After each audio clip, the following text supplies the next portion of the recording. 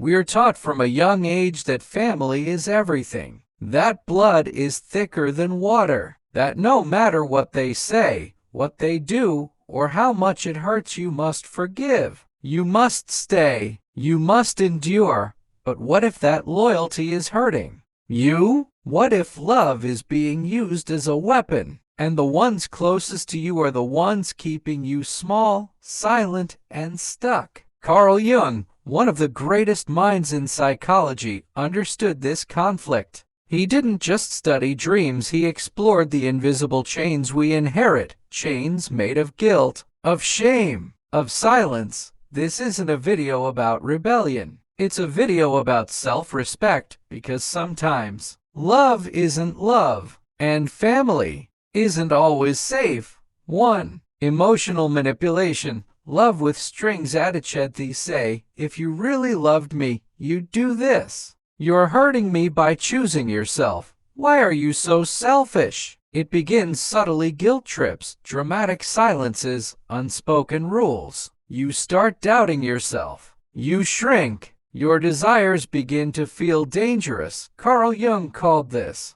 psychic possession, when another person's emotions infiltrate your psyche and begin to run your life. And here's the twist: they often don't even realize they're doing it. They're not villains. They're wounded people trying to manage their own pain through you. You become the scapegoat or the savior, but none of those were supposed to be your roles. Until you make the unconscious conscious, it will direct your life, and you will call it fate. Carl Jung's generational trap. This manipulation isn't new. It's generational survival disguised as love. Your grandmother silenced your mother. Your mother projected onto you. Now you feel obligated to carry their pain, but you can end it, not by hate, not by revenge, but by seeing it clearly and refusing to pass it on. 2. Suppression of the true self. When they shame who you are, don't talk like that.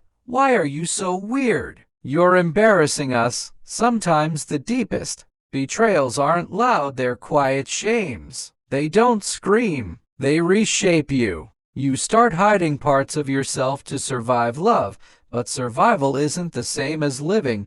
Carl Jung believed in individuation.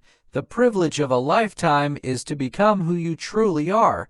But what if your true self threatens your family's beliefs? Maybe you think differently, dress differently, love differently. Suddenly, your authenticity feels like rebellion. When they say it's just a phase, they may say, it's just a phase. You'll grow out of it. You're confused, but here's what they're really saying. Your freedom scares me, because I never gave myself permission to be free. You are not here to be a mirror for other people's fears. 3. Constant criticism in the name of love. I'm only saying this for your own good. Don't be so sensitive. I just don't want you to fail. Some of the most damaging words come wrapped in fake concern, but concern without respect is control, and advice without empathy is just judgment.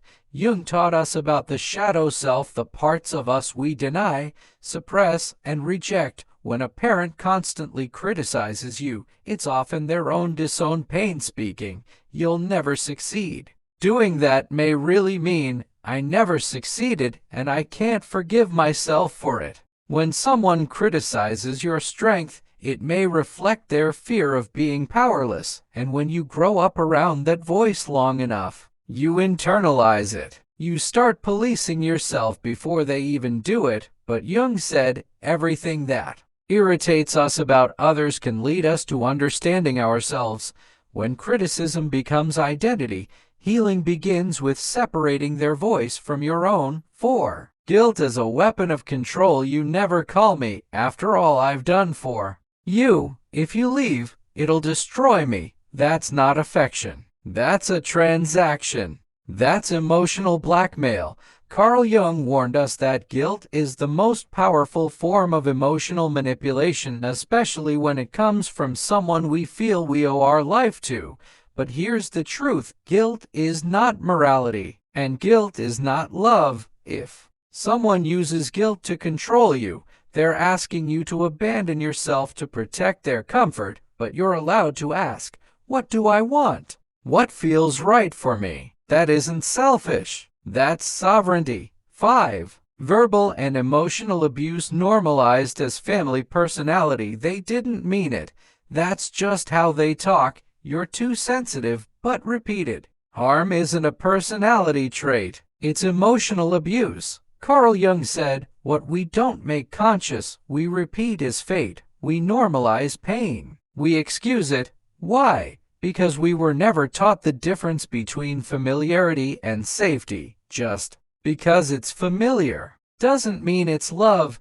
You don't owe anyone unlimited access to your mind, your time, or your peace, not even family. Some reason why it's so hard to walk away because you were trained to equate suffering with love, because you still hope one day they'll change, because family is sacred. But at what cost? But Carl Jung would remind you, the most terrifying thing is to accept oneself completely, and that's why it's so hard, because walking away forces you to face your own wholeness. Signs you're healing, you feel peace in your own presence. You stop apologizing for saying no, you begin to feel like yourself again. Maybe for the first time. Healing doesn't always feel like joy. Sometimes it feels like grief. But grief is love's way of letting go. Finally, you have to understand this is not betrayal, it's rebirth. Even if you love them, even if they never change, even if they never understand, you are still allowed to walk away, because respect is not negotiable. Safety is not optional. And love, real love, does not ask you to shrink. You were never meant to live